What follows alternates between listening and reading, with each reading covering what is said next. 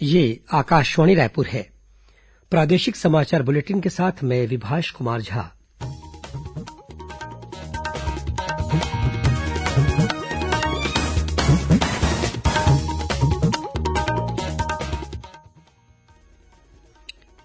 और अब पेश है आज के मुख्य समाचार। प्रदेश के विश्वविद्यालयों में ऑनलाइन तरीके से होंगी पहले और तीसरे सेमेस्टर की परीक्षाएं। शिक्षण संस्थानों में विद्यार्थियों की उपस्थिति को प्रतिबंधित करते हुए ऑनलाइन कक्षाएं संचालित करने के निर्देश। राज्य निर्वाचन आयुक्त ने त्रिस्तरीय पंचायत चुनाव के लिए तैयारियों की समीक्षा की। कहा, कोरोना संक्रमण को देखते हुए पर्याप्त संख्या में रिजर्व टीम को तैयार रखा जाए। प्रदेश के वन क्षेत्रों में अब रैली कोसा की खरीदी भी समर्थन मूल्य पर की जाएगी। और अगले 24 घंटों के दौरान मुख्य रूप से प्रदेश के दक्षिणी भाग में हल्की से मध्यम वर्षा होने की संभावना। 1-2 स्थानों पर ओले गिरने के भी आसार।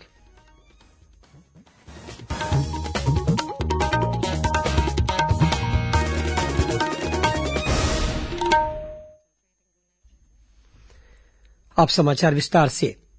प्रदेश के विश्वविद्यालयों में पहले और तीसरे सेमेस्टर की परीक्षाएं ऑनलाइन आयोजित की जाएंगी। वहीं कुछ परीक्षाएं ऑनलाइन और ऑफलाइन दोनों तरीके से होंगी। प्रदेश के उच्च शिक्षा विभाग ने सेमेस्टर पद्धति से होने वाले पाठ्यक्रमों के लिए इस संबंध में निर्देश जारी किए हैं। उच्च शिक्षा विभाग ने कहा है कि विश्वविद्यालयों द्वारा अपने कार्य परिषद के अनुमोदन के बाद परीक्षा की व्यवस्था के संबंध में आवश्यक निर्देश जारी किए जाएं। उच्च शिक्षा विभाग के निर्देश में यह भी कहा गया है कि विद्यार्थियों की भौतिक उपस्थिति तत्काल प्रभाव से प्रतिबंधित करते हुए सभी कक्षाएं ऑनलाइन तरीके से संचालित की जाएं।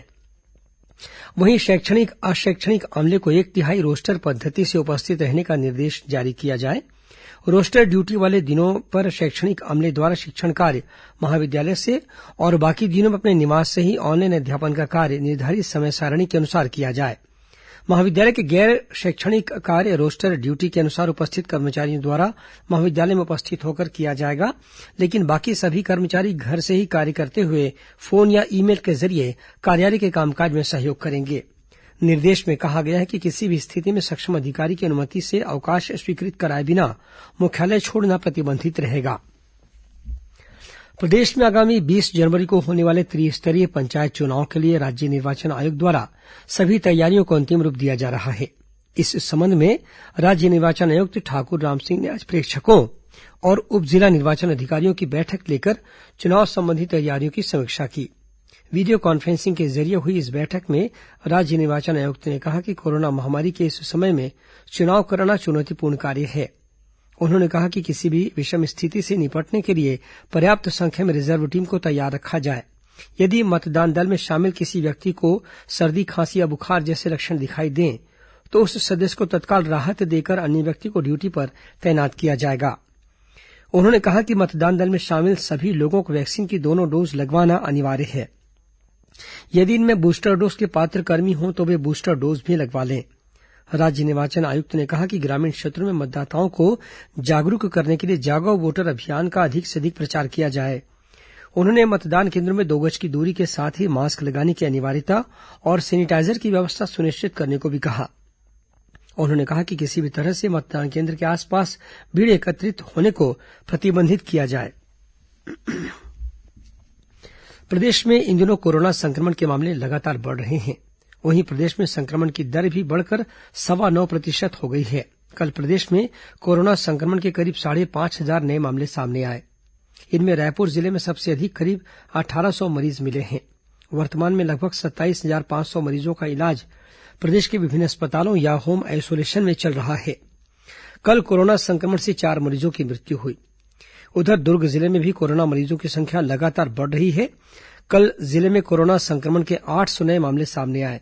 इनमें साइंस कॉलेज के 14 प्राध्यापक और अन्य स्टाफ भी शामिल हैं।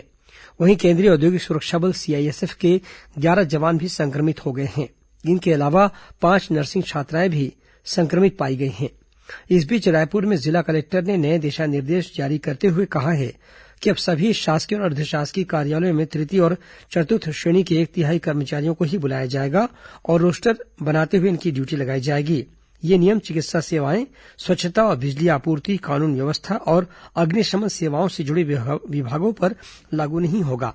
वहीं बैंक, डाकघर, बीमा कंपनी, आयकर और उत्पाद शुल्क जैसे केंद्रीय कार्यालयों में अब प्रतिदिन कुल क्षमता के 50% कर्मचारियों को ही बुलाया जाएगा। प्रदेश में कोरोना के बढ़ते संक्रमण के बीच नेता प्रतिपक्ष धरमलाल कौशिक ने आरोप लगाया है कि कोरोना की जांच रिपोर्ट मिलने में देरी के कारण संक्रमित मरीजों की वास्तविक संख्या समय पर मालूम नहीं हो पा रही है। उन्होंने कहा कि इसी वजह से प्रदेश में कोरोना का तेजी से विस्तार हो रहा है। श्री कौशिक ने आरोप लगाया कि कोरोना संक्रमण को रोकने के लिए राज्य सरकार की तैयारियां अभी तक स्पष्ट नहीं हो पा रही हैं।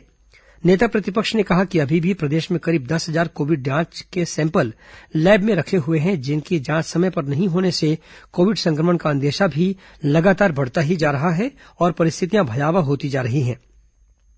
इसके लिए राज्य सरकार को विभिन्न जिलों के लैब में और अधिक प्रशिक्षित लोगों की नियुक्ति करनी चाहिए, जिससे समय पर कोविड की जांच रिपोर्ट मिल सके। श्री कौशिक ने यह भी आरोप लगाया कि बस्तर के पोटा कैबिन में बड़ी संख्या में बच्चे संक्रमित हो रहे हैं और उनकी जांच भी नहीं की जा रही है। उन्होंने कहा कि इसके लिए जिम्मेदार लोगों पर तत्काल कार्रवाई की जानी चाहिए। श्री कौशिक ने कहा कि कोरोना संक्रमण को रोकने के लिए प्रदेश के सभी शिक्षण संस्थाओं और छात्रावासों पर विशेष निगरानी रखने की जरूरत है। प्रादेशिक समाचार आप आकाशवाणी रायपुर से सुन रहे हैं। छत्तीसगढ़ की खबरों से है आपका वास्ता और खबरों की विश्वसनीयता से है हमारा वास्ता। आकाशवाणी समाचार रायपुर के प्रादेशिक समाचार बुलेटिन के साथ ही हमारे समसामयिक कार्यक्रम आप रेडियो के अलावा अपने मोबाइल पर भी सुन सकते हैं। आकाशवाणी समाचार फेसबुक, ट्विटर और यूट्यूब पर भी उपलब्ध है। हमारा Facebook page Chhattisgarh news on AIR, Twitter handle CGAIR news और हमारा यूट्यूब चैनल है छत्तीसगढ़ AIR न्यूज। तो अब रेडियो के साथ ही आपके मोबाइल के जरिए भी हम पहुंच रहे हैं आप तक। छत्तीसगढ़ की हर खबर के लिए सुनते रहिए आकाशवाणी समाचार। और अब आगे बढ़ते हैं बाकी के समाचारों की ओर। प्रदेश में कोरोना के बढ़ते संक्रमण को देखते हुए विभिन्न जिलों में सभी आवश्यक कदम उठाए जा रहे हैं। इसी कड़ी में राजनांदगांव जिले में स्वास्थ्य विभाग की टीम अब नगरीय निकायों के साथ ही ग्रामीण क्षेत्रों में भी हर घर दस्तक देकर लक्षण वाले रोगियों की सूची बना रही है। टीम के सदस्य सर्दी, जुकाम और बुखार के रोगियों की कोरोना जांच कर रहे हैं। साथ ही संक्रमितों की पहचान कर उन्हें होम आइसोलेट किया जा रहा है। उधर धमतरी जिले में कोरोना के बढ़ते मामलों के मद्देनजर आंगनबाड़ी केन्द्रों को बंद कर दिया गया है। जिला प्रशासन के आदेश के तहत गर्भवती महिलाओं और 3 से 6 साल तक के बच्चों को गर्म पका भोजन घर में पहुंचाकर दिया जा रहा है। इस दौरान आंगनबाड़ी कार्यकर्ताओं को कोरोना से बचाव के निर्देशों का पालन करने को भी कहा गया है। प्रदेश के वन क्षेत्रों में अब रैली कोसा की खरीदी भी समर्थन मूल्य पर की जाएगी। इसके लिए छत्तीसगढ़ राज्य लघु वनोपज संघ को अधिकृत किया गया है। वन मंत्री मोहम्मद अकबर ने बताया कि राज्य सरकार के इस निर्णय से अब रैली कोसा उत्पादन करने वाले वनवासियों को और अधिक लाभ मिल सकेगा। राज्य लघु वनोपज संघ के प्रबंध संचालक संजय शुक्ला ने बताया कि राज्य में 2 प्रकार के कोसा का उत्पादन होता है, जिसे रैली और डाबा कोसा कहा जाता है। वर्तमान में रेशम विभाग द्वारा डाबा कोसा की खरीदी की जाती है, लेकिन रैली कोसा की खरीदी खुले बाजार में व्यापारियों के माध्यम से होती है। प्रदेश के सीमावर्ती इलाकों में माओवादियों के खिलाफ अभियान को और तेज किया जाएगा। दुर्ग रेंज के पुलिस महानिरीक्षक OP पॉल ने कल राजनांदगांव पुलिस अधीक्षक कार्यालय में बैठक लेकर अभियान की रूपरेखा की समीक्षा की। उन्होंने कहा कि महाराष्ट्र और मध्यप्रदेश की सीमा से लगे इलाकों में माओवादियों के खिलाफ अभियान को और तेज किया जाए। इसके लिए आवश्यक रणनीति के संबंध में उन्होंने केंद्रीय सुरक्षा बल के अधिकारियों से भी चर्चा की।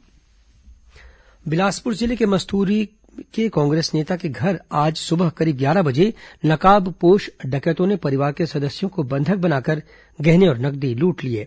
वारदात के समय परिवार के मुखिया और स्थानीय कांग्रेस नेता मंदिर गए हुए थे। सूचना मिलते ही बिलासपुर रेंज के पुलिस महानिरीक्षक रतनलाल डांगी और जिले के वरिष्ठ पुलिस अधीक्षक पारुल माथुर ने तत्काल मौके पर पहुंचकर घटना की जानकारी ली।